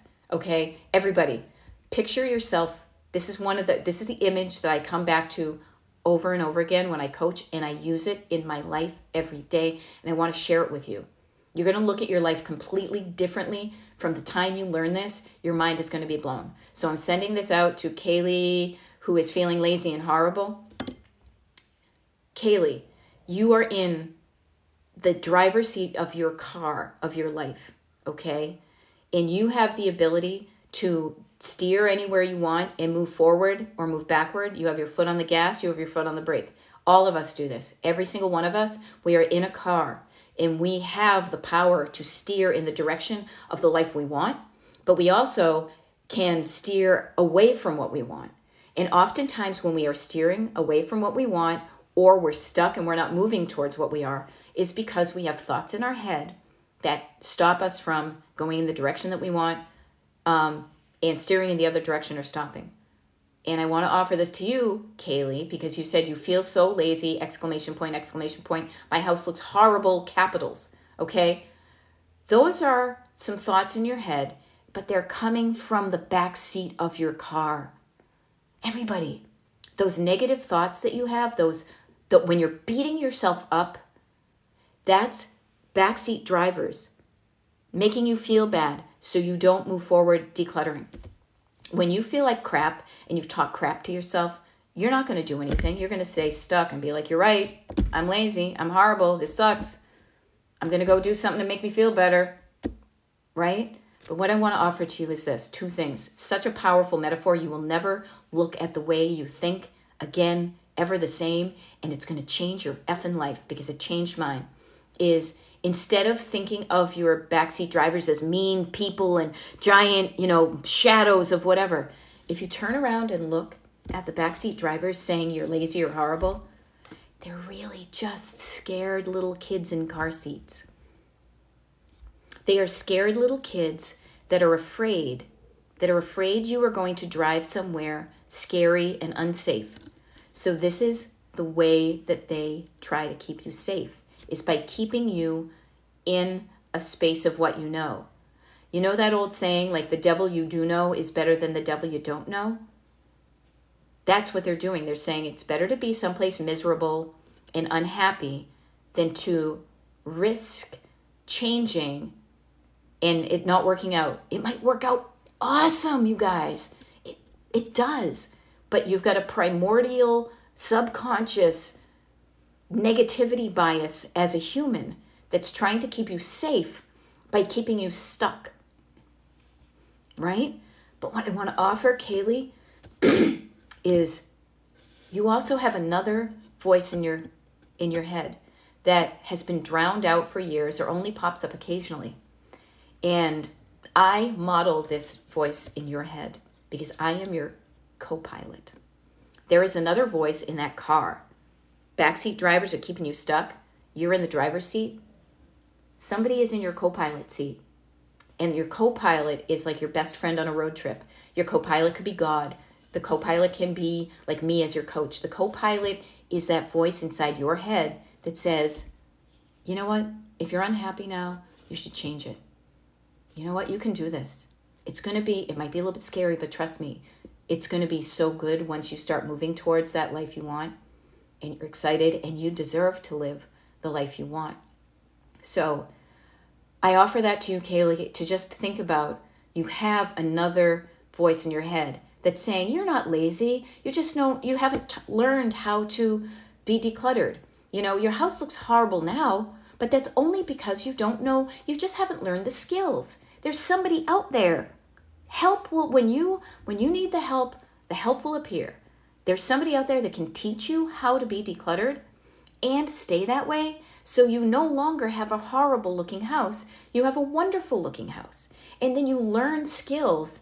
And this is the thing that I freaking love about decluttering and life coaching and how they work together, is when you start making decisions about the stuff in your house that resonate with who you are and who you want to be, you learn how to make decisions in every single other area of your life that resonate with who you are and who you want to be and who you don't want to be. Okay? And I will offer you this, Kaylee, and everybody who's watching this right now. If beating ourselves up and believing those negative things that our brains tell us were helpful, we would all be rock stars living in mansions right now. If the way they motivated you actually got you to do the things you want to do, you would be doing them. When they beat you up and make you feel like crap, when your own voices in your head, when your own thoughts make you feel like crap, and they do because you're human, you stay stuck. You don't do anything to change. You do the same old thing to make yourself feel better, even though you know it doesn't make you feel better. You eat that candy bar that just the sugar makes you feel better for like a smidge. And then you're like, by the time it reaches your stomach, you're like, ugh. I'm just speaking for my own because I'm human too. I do it. We all do it. But what I want to offer to you as a game changer, if there's one thing that you heard this morning or whenever you're watching this video that can change your life, is to just know that you're in the driver's seat of your car. This is the metaphor I work with. I talk about being where you are, going on a road trip to someplace you're delighted. You're in the car. You're the only one behind the wheel that has the power to steer ahead, to steer, and to stop and go. There are voices in your car, in your head, that are going to encourage you to move forward in the life you want. That's your co-pilot. That's your best friend on a road trip. That's like, you want to go to Palm Springs? Hell, I got the map. Let's go. Let's hit the road now. Let's do this.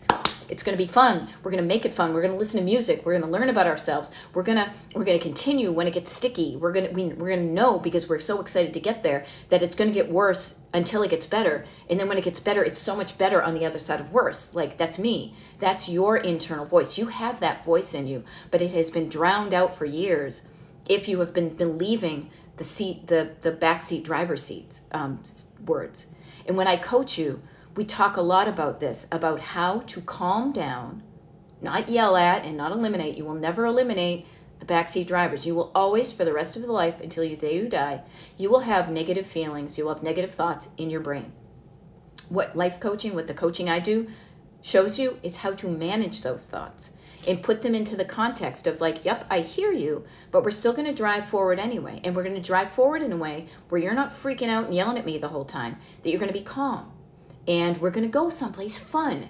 And then when you get to the fun place, you're going to be like, see, I told you it was going to be awesome. And they're going to be like, yeah, you're kind of right. This is freaking awesome. To live a life I love. To be in Palm Springs, California, where it's warm and sunny when it's not so warm and sunny in suburban Pennsylvania. Okay? So I am so rabid about sharing that way of imagining your life, because it changed my life. It continues to change my life. And I just want to share that with all y'all so you can change your life too. So Kaylee, don't beat yourself up. Just know that there is a voice in your head that's saying you're not lazy. You just haven't learned how to drive your life yet. You need the skill set. And if you want to learn, there's somebody there who can teach you. Okay? Oh, we got. What do we got? No, yeah, see, somebody even just said you're not alone. Everybody, every single person who's listening to this, I hope you benefited from that. Think about that. Really plant that seed today, water it a little bit, and just walk around your house being, you know, you're right. Who's been encouraging me? Who's been saying crappy things to me from the back seat, that even though they can't reach the steering wheel or the pedals, they have convinced me not to drive in the direction of my dreams? And those are the internal, invisible passengers in your car. There are also probably people in your life that may also be visibly telling you not to do things. That's a whole nother thing, but it's the same concept. Do you have people in your life that are encouraging you to go for what you want, or there are people that are like, don't move forward, get stuck? Yep. Okay. Let's see what we got going here. Oh man. Okay, so people get trauma from their cleaning.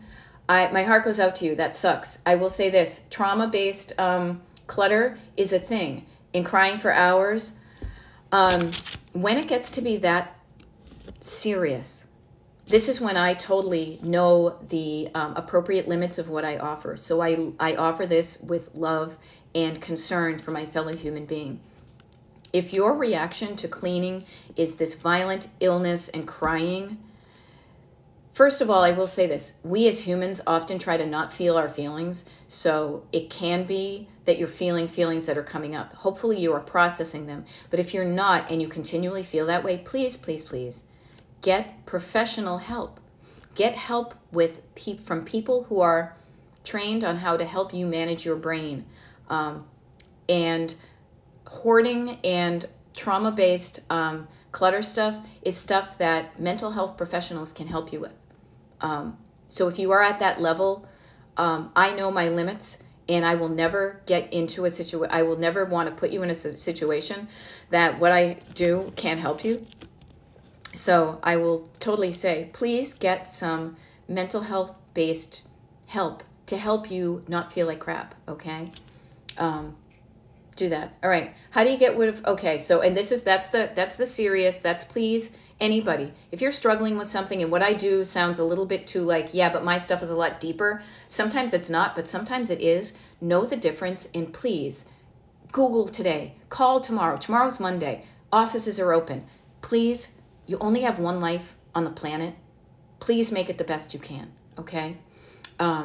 And if working with me gets you there, that's great. And that's one of the reasons, honestly, why before we get into a coaching relationship, we get on an hour-long consultation, because you tell me your stuff story and how these things are impacting you. And only when we realize if what we're going to do is going to be a good fit, that's the only time I will ever offer my coaching. If we talk and it sounds like you need some help that's not me, I will, with love and compassion, say, no, you know what, hon, you don't need me right now. But you should really, let's get you the help you need, and encourage you to do that. Okay. Michelle 33 Love says, how do you get rid of paperwork, clutter, financials, etc.? Here's the thing I love about the time that we live in now is that our brains, I'll answer this for you and everybody, our brains are kind of in the back in the day Mad Men era, thinking that we only have one filing cabinet and we need to keep all these papers because we need to refer to them. I will say to you that if you think about it, pretty much every single piece of paper that you think you need to keep for whatever reason is actually just a physical copy of an electronic document that is housed elsewhere. So I will offer this. First of all, you can go paper, you can go paper free. People have different feelings about it. I have a good routine myself. I like getting my credit card statements in the mail because I like going through them and just being like, yep. It's easier for the way my brain works to see it on paper versus it does on a screen. So find a system that works for you. If you are keeping those papers, here's what I want to offer, because this is how I think is going to be the keeping. This is how I coach, is what's the smallest amount of time that we can spend that gets you the desired result, so that you spend the least amount of time doing the crappy paperwork stuff every day, because that time adds up, so that you have much more time in your day to do the things you want to do. So here's what I offer is, the paperwork that you're keeping because of the stuff that you'll probably need to do your taxes, right? So there are certain pieces of paper, and especially now it's tax season. So separate those out. Those are a different animal, right? Put your taxes in a basket or a box or something that says taxes only, so that when you go to do your taxes or have somebody do them, you know exactly where those are. But for everything else that you never refer to for your taxes, you're going to love this, because it's going to work. And if it doesn't, you let me know. Is get one box, label it 2023, and every piece of paper that you think you need to save, which will probably be, I got a warranty, or a thing that looks like an official document that I might need to read, even though I didn't read and I probably will never read, but I better keep it just in case. Or it's a statement from a bill that you need to pay. After you have done the action, after you have paid the bill, or maybe you don't read the whole other document, but just in case you haven't, put it in that one box that says 2023. And then put that box someplace that is not necessarily in a high traffic area, but that you can reach easily, so that when you're done with your stuff, you just put it in that one box. You do not need to. Other people may want to get you more fussy about your stored clutter. And I say this is, I don't want you spending the time being like, I was going to say Peggy Olson, but it wouldn't be. It would be like Joan on Mad Men. I don't want you to be in the secretary. Keep it nice and neat. So in case I need to look at my PICO bill, or I got to find this thing, or I got audited from the, IRS, everything's nice and neat. F that. On the rare instance that you need to go look at one of those things, you know where it's going to be. It's going to be in that one box. this was a game changer for me because I realized at a certain point, this clicked, because we finally got some help with our taxes because my husband and I, it was making us be at loggerheads because I'm organized and he's a creative, delightful, lovable musician. So his stuff is like all over the place. But it clued me into this. And check this out, you guys. The only reason I was organizing my stuff was like on my paperwork. It was in the off chance that I got audited by the IRS. And I'm saying, oh, you mean I'm getting it more neat for them? And in a way, I'm getting it more neat for me because they would be like, give me all your paperwork. But I was like, wait a minute, I am only doing this on the off chance that I need to look at one of these pieces of paper or that somebody's going to audit me. If I get audited, I'll know where my paperwork is and I'll organize it then. It'll probably never happen. I don't know. If it does, I know where it is. I'll organize it. But also, if I ever need to refer back to that stuff, I also know where it is. But don't waste your daily time doing steps you don't need. The other thing I will offer, because this is kind of an attachment to that, is also the shredding of sensitive documents or documents that has your info on it. Here's what I do, and this is what I recommend, is remember when I said get that one box, 2023, put all your paperwork in it. At the end of 2023, take that box, take the paperwork in it, put it in a bag, put it in your basement, put the date on it, right? Or better yet, just put it in a bag and then find a community shredding event. And then bring it to the community shredding event. So one day out of your entire year, you spend 20 minutes, you drive there, you hand them your shredding stuff, they show you it being shredded, you're done. Do not spend every day of your life zoom, zoom, zoom, zoom, zoom, zoom, shredding. That adds up. Those days, those 20 minutes, those 10 minutes, you could be out like taking a walk. You could be doing something fun. I insist that we reduce the amount of decluttering you do to the smallest amount of time to achieve the result you want so that you have the maximum amount of time in your day to do the things that are important to you. Okay? How's that? That's me on my soapbox. Okay? My house isn't cluttered. It's the 50 Rubbermaid totes in the attic, 20 years of stuff. Yeah, you know what, Shiloh? That's what I call your stored clutter. And that's where we have given ourselves, I don't want to say the illusion of being decluttered, but we've organized our clutter. And what I want to offer with everybody is here's a little hashtag. This is, I like creating little like catchphrases to remind you of like how to move forward with stuff. And so with stored clutter, my mantra, my hashtag is, and I'm sharing it all with you so you can use it. I'm sharing it for free. I love giving this shit away because it helps you, is you got to sort it before you store it.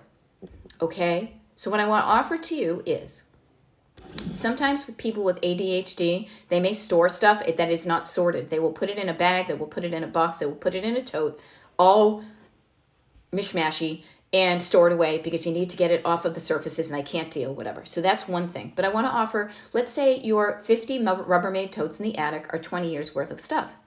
You may have sorted those things when you put them up there, but you of 20 years younger sorted that stuff. And you of 20 years younger, if you have evolved like a human on the planet, and I say evolved, you've grown, you've gone older, you have changed. I am a different person than I was 20 years ago. Thank God, because I fucking love my life right now. And not that I didn't love parts of my life right now, but it is so much better. We are all different than we were, even if you never changed a moment mentally, you have changed physically, right? So what I want to offer is a different person, a different version of you stored away those Rubbermaid totes. So what I want to offer is when you open up those totes, not only are you the you are now that has different priorities, that has you're in a different season of your life, you're a different chapter, but you also, please, don't just think about who you are now. Think about the you want to be and the life you want to live in your future through your windshield. And when you go through those totes, if those totes are weighing you down, you wouldn't be telling me about them unless they were, is one tote at a time. Overwhelm is looking at all 50 and thinking you need to deal with them all right now. And I say take one tote at a time. Take one tote down, open it up, and say to yourself, here's the stuff that I thought was important to me 20 years ago. I'm going to go through it now. And 20-year-old older me, knowing who I am, and what's important to me now, and also cluing into what the life I want to live for my next 20, 30, 40, 50 years. I'm going to go through this and say, does this add to that life I want now or in the future? Or is this something that was important to me then and it's okay for me to release? Now with stored clutter, and stored clutter can sometimes be very like mundane stuff, like clothing, books, like stuff that doesn't hold a lot of emotional value. But sometimes stored clutter can also be sentimental clutter. And those are two different categories of stored clutter. So what I would also recommend is when you go into those Rubbermaid totes, if you find the totes that have the sentimental stuff in it, the sentimental stuff is the stuff that makes us feel something. It can, oftentimes we don't go through it because we think it's going to make us feel pain, and we're trying to, again, we don't do it because we want to make ourselves feel safe. Your backseat drivers are saying, don't go through that. It's going to make you feel bad. I'm trying to save you. But what I want to offer is this, is wait until you have gotten to know yourself better and you've built up your decluttering muscle before you start to tackle the stored sentimental clutter. Because the stored sentimental clutter packs a punch. It will deplete the gas in your tank, the emotional gas in your tank, a lot quicker than just going through clothing, So make sure you're in a good mindset and you have some energy and you're feeling strong before you go through the sentimental stuff. So again, looking in the Rubbermaid totes in your attic, if you open it up and you're like, oh, this is just clothing. Okay, I can deal with clothing. But if you open it up and you see stuff from your grandmother or when your kids were little, or those are your love letters, or those are the notes that you saved from when you were in junior high school, and you whatever it is, you say, oh, you know what? Now is not the time for me to go through this. Not to never go through it, but I'm going to put this aside until I get better at, like, it's just building a muscle. It's like doing a sit-up. I want to get better at making decisions that align with who I am and what I want. And then when I'm feeling strong, then I can go through the sentimental stuff, okay? Start a little bit at a time. Start with the easy stuff to build your muscle and keep on showing up and doing it. You won't do it. Those 50 Rubbermaid totes, you didn't collect that stuff in a day. You didn't put in a tote in a day. You will not release it. It's kind of like losing weight. We all want to lose it like that. It doesn't work that way. But that doesn't mean that if you start now, you do a little bit at a time and a little bit at a time. Again, it's like being on a road trip. You're starting here. You want to be here. You drive a little bit, you rest. You drive a little bit, you stay overnight in Ohio. You drive a little bit, you stay overnight in Illinois. You drive a little bit, you go down through, and this is where my map, oh, I got a map right in front of me. Okay, we're in Illinois. Then we're in Nebraska. Oh, let's go through Colorado. All right, we're going. We keep on going. I'm going to stay over. Oh, it's kind of nice here. I'm going to hang out. All right, now I'm in Utah. Then I'm in California. It's a road trip. But you got to be excited about the whole reason, your whole why, as they call it in the biz, which always never worked to me. I get honest. When I first started coaching, I'll never forget the first person who asked me, like, so what's your why? And I'm like, why? I don't go to the why. I hate exercising. Like, I didn't even know what she was talking about. So just think about a life that you would be so freaking excited to live. Give yourself that moment to dream about it, know it can happen, and do the things that get you towards that. Okay, hope that helps. Give us step one, where to start today. And I love that you use the little car motif, GGX 2000.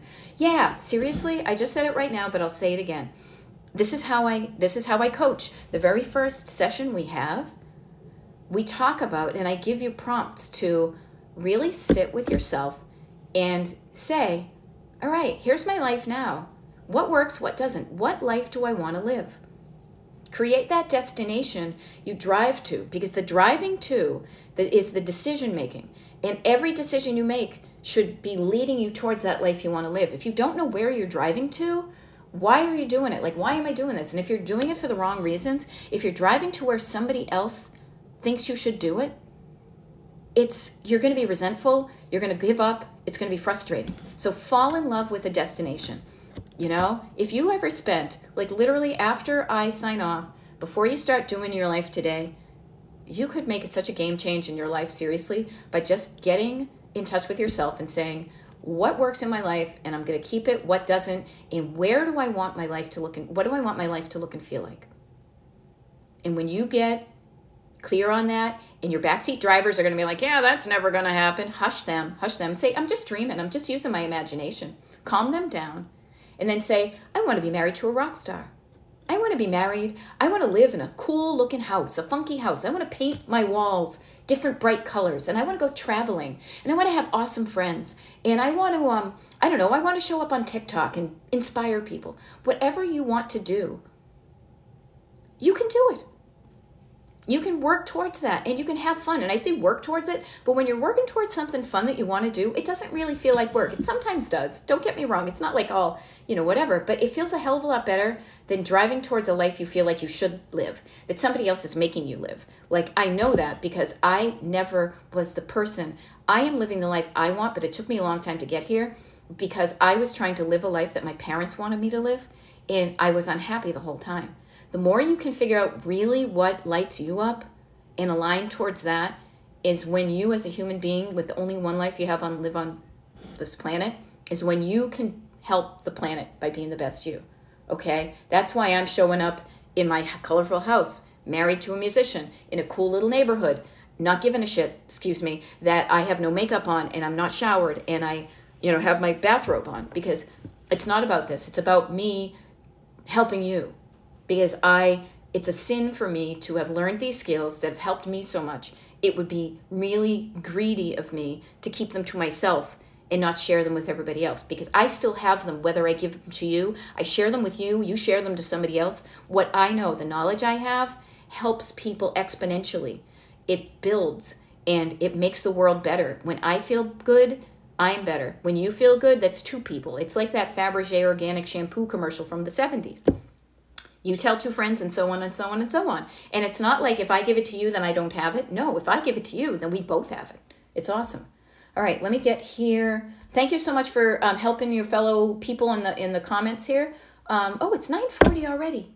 God. Okay, I'm going to only be on for 20 minutes because I wasn't even going to show up this morning. I'm going to show up every day this week, but what I want to offer to you is you have it in you. If you start just getting quiet with yourself, realizing that you have the negative thoughts in your head that are keeping you stuck, but they're only scared little kids in the back seat. But you also start listening for your co-pilot. Your co-pilot has rarely been able to get a word in edgewise because the little kids are talking nonstop about, you're bad, stop. If you get quiet, meditate, just get quiet, whatever works for you, and listen for that. You can do it. You've got it. This is why you were put on the planet, to live your most authentic, beautiful life. Start listening for that, and that's the mindset. That's the energy that you can make really good decisions about moving forward. Get yourself in the right frame of mind and make the decisions. If you do that one thing today, your life is going to change. So I love that everybody is giving practical advice. I thank you so much. So many questions.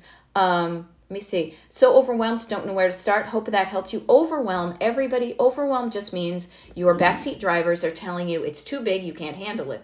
Your co-pilot will say that giant overwhelming thing is just made up of a bunch of whole little things. So start with a little thing.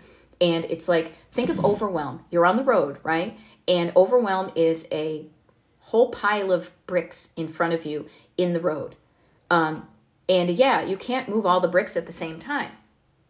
But you can move one brick at a time to the side of the road, and then suddenly it's not there anymore. On the flip side, think about you're building something awesome. You want to build a pyramid like you're in Egypt, right? Walk like an Egyptian. You can, one brick at a time. One brick at a time is how you build something. You can build something up one brick at a time, and you can dismantle it one brick at a time. It's always one thing at a time. So the opposite of overwhelm is chunk it on down now. I just do videos about that because it's so powerful. All right, what else do we have? Everything has a purpose. It does, but do you need it to have a purpose? Seeing the potential in certain things is a gift. It is. You are creative and you can see that could be used for something good. But then you're like, okay, do I need to use this? Could somebody else do something with it? If you're doing something with it, that is great. If you are that kind of creative person that you can craft things and you make things from things, what I learned was I saw the potential in things, but then when it came to transforming it into that thing, that's where I thought I was going to do it, and then I never did. But instead of beating myself up, I got curious, and I said, okay, this is interesting. You say you want to be crafty, but when you have the time to be crafty, you're doing something else. What are you doing instead of being crafty? And my answer was like, I'm hopping in the car and going out and driving and seeing places. So I said, okay, well, absolve yourself. You're just not a crafty person. You thought you were going to be. You're not. That's okay. And then I was able to take my craft supplies and share them for free and with delight with people that I knew were going to do good stuff with them. Okay. All right. So here, just for me and mine, abusive marriage 14 years ago. Rock on with your bad self for doing that. Still haven't opened 2 totes. It's got too much bad with the good. You know what the great thing is? If you haven't opened those 2 totes in 14 years, you haven't needed anything in those totes. I bet you could seriously just put those totes in the garbage. How about that? You don't need to keep anything in your life, in your home, that tells you bad stories, that makes you feel bad, right? And if you're right, if there's too much bad with that good, yeah, we are often going to be throwing away things that not everything can be saved and not everything can be optimized. But you know what's important is your peace of mind where you are right now. So do whatever feels right to you, but I would recommend just pitch it all. You know, it wasn't abusive, but I have an short unhappy marriage in my past. And I was like, why am I hanging on to this stuff? It just makes me feel like shit. It didn't work out. Whatever. I lived, I learned, I moved on, and now I'm so much happier. Just throw the stuff in the dumpster. It's gone. It's water under the bridge. All right? Clothing is hard to get rid of because you fluctuates in size so often. You're not the only ones. Yes, and the fear of needing the clothing in different sizes is one of the reasons we hold on to it. Now, I'm not going to tell you to get rid of it. What I will offer is this, is that think about, I just like Goldilocks a lot, even though she technically went into somebody else's house and was like using their stuff. But you right now, keep calm.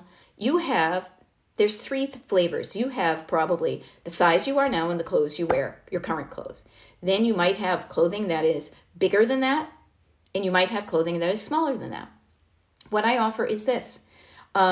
If the clothing that you're not wearing, because it's the wrong size on either end, is getting in the way of the functionality of you being able to use your closets and stuff like that, what I would offer is go through those closets, and this is how you can chunk it down now. You can say, I'm going to go through my closets and just identify the clothing that I wear right now that fits the body I have now and makes me feel good both physically and mentally. Like my clothing is comfortable and I feel good when I wear them. So that is one layer of clothing. So you can identify, do I wear it now? Yes, no. Does it feel good? Yes, no. If it doesn't feel good physically or mentally, donate it. Life is too short to be wearing uncomfortable clothes. Every time I say this, I feel myself almost like cinched at the waist wearing a skirt that's too tight, and it's like it's unpleasant and it makes me look dumpy. Life's too short. Somebody else may look like a rock star with the clothing that you don't dig, okay? But the other thing is too, is when you find the clothing that you're not wearing now because it's a different size, that's fine. Also run it through that process. Remember I talked about the 3 layers of clutter, which are surface clutter, stored clutter, and sentimental clutter. So stored clutter, you got to sort it before you store it. So sort through it and don't put any clothing in storage that makes you feel uncomfortable or you wouldn't wear even if you were that size. Run it through your filter and say, do I really even like that style? Or even if I was that smaller size, was that still pinching me somewhere? Life is too short. I mean, we all learned this kind of post-COVID. Life is too short to wear uncomfortable clothing. So sort out the things that even if you were that size, you may not wear, and then pack away the stuff that is the other size and label it. I like clear plastic totes because you see what it is, and you can also label it with like, don't get too fussy. Don't go buying a label maker or anything, but just like, painter's tape and write on it, like, big clothes. And also, here's an interesting thing too. Put the date on it.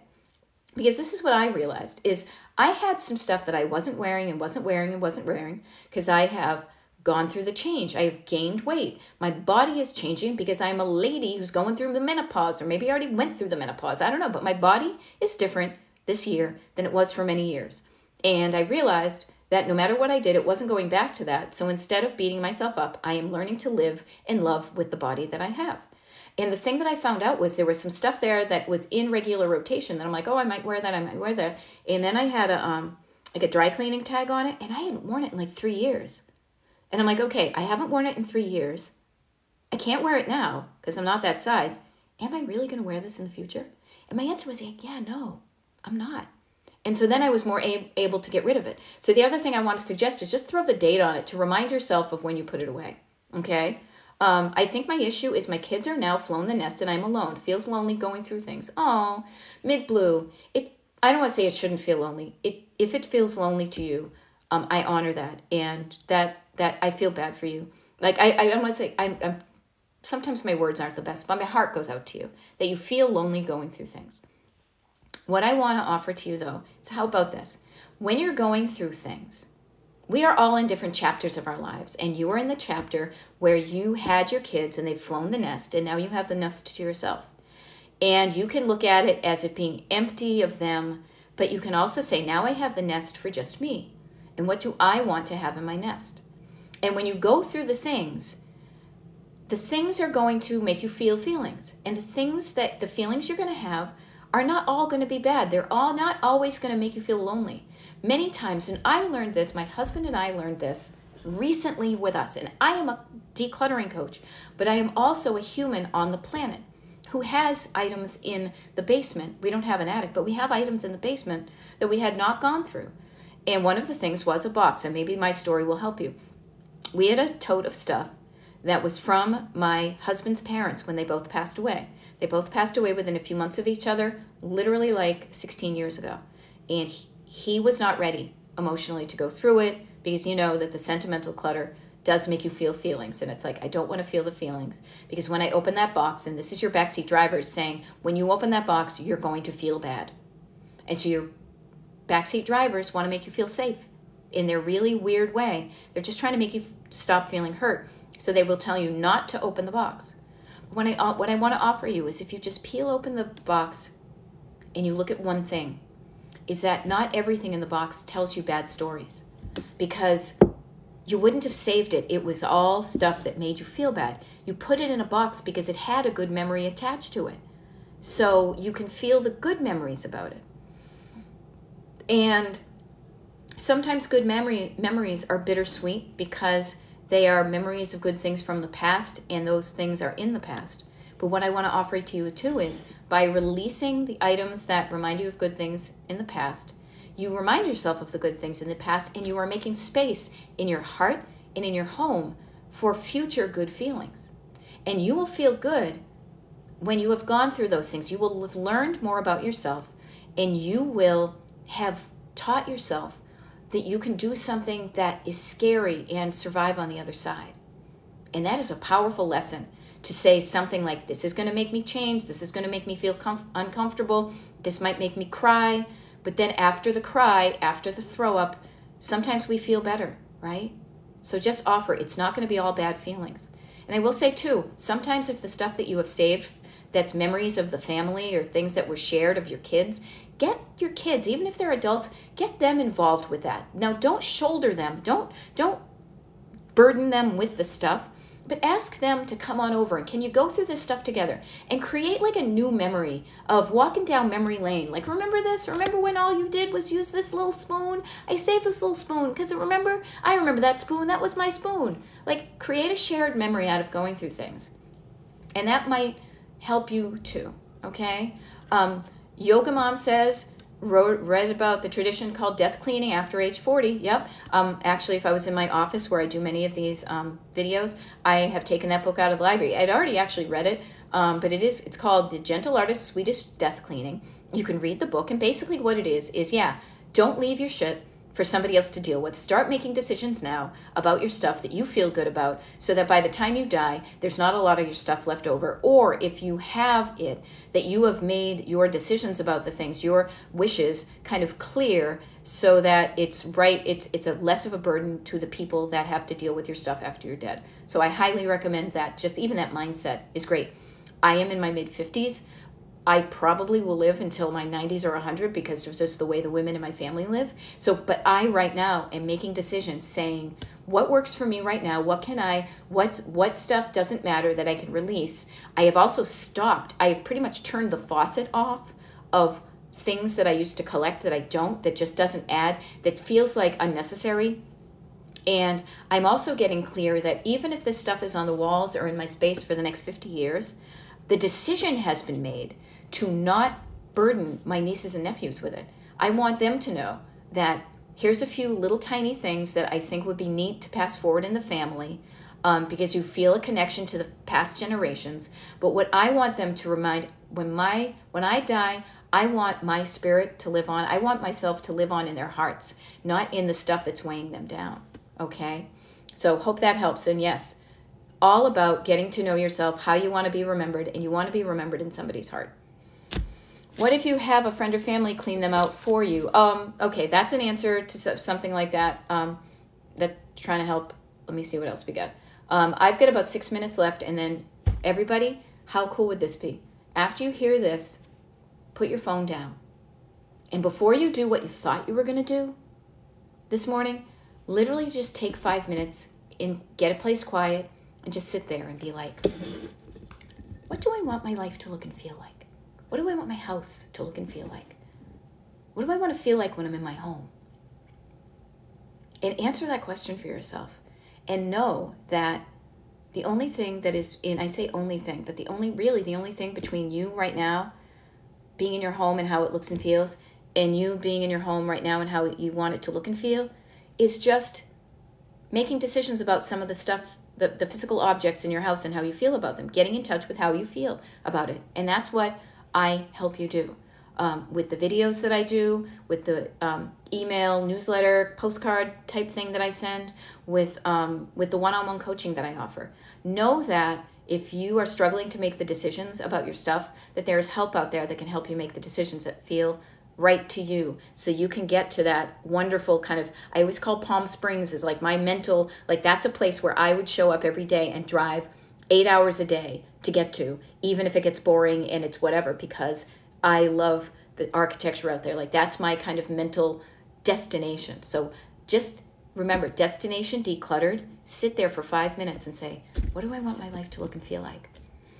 And know that you can get there, all right? As long as you just start driving towards it, all right? Just a few minutes.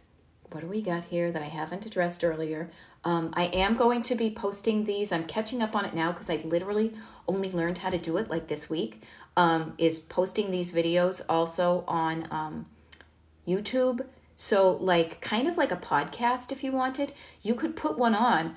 Again, looking at me doesn't change. Like if anything, if you're looking at the screen, you might be helped by like what people are saying on it, but you would help yourself more if you just put the phone down and got up and just started putting stuff away that's out of where it is, and putting stuff in the trash and putting stuff in the recycles and putting things in a pile that don't belong in that room, so you move them to the other room. It's getting up and doing stuff. You can be inspired, but the only time inspiration works is when you convert it into action, is getting up, is standing up, is moving, is making decisions and moving things, okay? I am so glad that whatever I did made you feel less overwhelmed. This is why I'm here.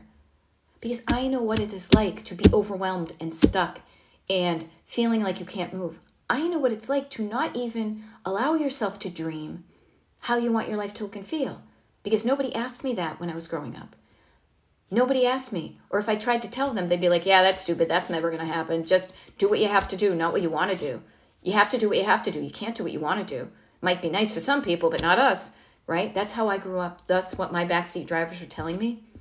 And at a certain point in my life, I realized that on the random chances when my backseat driver could get a word in edgewise and be like, just try it, just do it, see what happens. And I did it, even though I was scared shitless. Those are the times in my life that I look back and I'm so fucking proud of myself, because that's really what got my life to the life that I look around now and I'm like, is this really my life? Is this, like, before me would never believe all the wonderful things about my life. And it's not, I mean, my house is small. I drive a Honda. It's not like I'm like a rock star in a mansion, because I don't want that. But I love my life. And I don't want myself to be the only person on the planet who loves my life. I want to share with you how to love your life and how to get there. And I've been there and it works. And I help people do that. And this is why I show up in my pajamas at, well, it was 8 o'clock and now it's almost 10 o'clock in the morning, to inspire you to believe that whatever life you want to live, however you want life to look and feel, you can move towards it and you can get there. And every time you do it with that spirit of that destination in you, every day you do it, you know you're getting closer and you feel that excitement in your life every day. So you're kind of already at your destination in your heart. All right. I know I got a little bit life coaching and woo there, but I'm only on for a few minutes, and I want to give you, I'm sharing, I am planting some seeds in your subconscious. Like, just know that there is a life out there, that if your life is not the way it is right now, that you can do things to change it. And you're worth that change. Okay. If you know other people too that are struggling with their stuff and clutter, let them know I'm here. Let them know I exist and what I do, and maybe they would vibe on how I present things. There's a lot of people out there who help people with stuff and clutter. What my goal is right now is for me to show up how I do, how I explain things, how things have helped me. And if it clicks with you, then maybe we talk about the next steps about doing one-on-one coaching together. I might not be the right thing for everybody. I know there's coaches out there who say the same kind of things, but they say it in a different way, or the way they do it seems like it doesn't vibe with me. But I know when I have found the voices that speak to on the wavelength that I am at, and I'm like, oh, I get you. Oh my God, you're right. That's when the powerful change happens. Like, I can think of a couple of coaches specifically that such miraculous things for me have changed. And I can just hope that how I present what I do in the way that I do is connecting up with a part of you that's like, yeah, I would like to have that woman in my life, that coach. I would like to have Beth, Destination Decluttered, in my life, like one-on-one for the next 10 weeks. We are driving on a road trip, that if she showed up with that good vibe and I was filled up with that energy and I felt it was possible, that we would get so far together that even when she left the car, I would have the skills to move forward in my life and always know how to make those decisions that got me to where I want to go and where I do. Because this is how I'll sign off. You are behind the wheel of your car. There was a time in your life you didn't know how to drive a car, right? But you wanted to do it because you knew the freedom and the how it would open up your life. And I am kind of like the inspirational, car teacher. Teach you how to drive your life. I literally, my mug, I made this for myself. Just drive your life. Know that you are the one in the driver's seat with your hands on the steering wheel and your foot on the gas or your foot on the brake. And your eyes can look out into your future, the wonderful future you want through your windshield. You also have a past that you can look through your rearview mirror. You know where you came from, but look at where you are now. And if it's great, awesome. But if it's not, figure out what would make your life more awesome. And also know that when you are aware of the fact that the voices in your head come from two places, neither of these people can drive your car. They influence you on how you drive. You've got scared little kids back seat trying to keep you safe by not making you change. They're doing their best to keep you where they think they're doing a good thing by keeping you from not changing. But there's another voice in your head, and that's your coach, that's your co-pilot, that's your gut, that's your soul, that's God, that's the universe, that's saying, you know what? Do it. Like, do the thing that's going to light you up like a Christmas tree, that's going to get you with this one life that you have living, looking and feeling the best you can. That's why you were put on the planet. You weren't put on the planet to feel like shit. You were put on the planet to discover who you are and live that way before you die. Okay? And that's what I hope you are doing. I hope I've inspired you. I hope I've also given you some concrete tips on how to get decluttered and what to think about. Please follow me. Please share the word. The more people that get decluttered and feel better and move forward in their lives, isn't it fun to be surrounded by people who are like, oh my God, I'm on the way to making things better, as opposed to people who are sitting there bitching and moaning and not doing anything? Be a person that instead of sitting there complaining about your life, you decided just today, why not? Why not start today?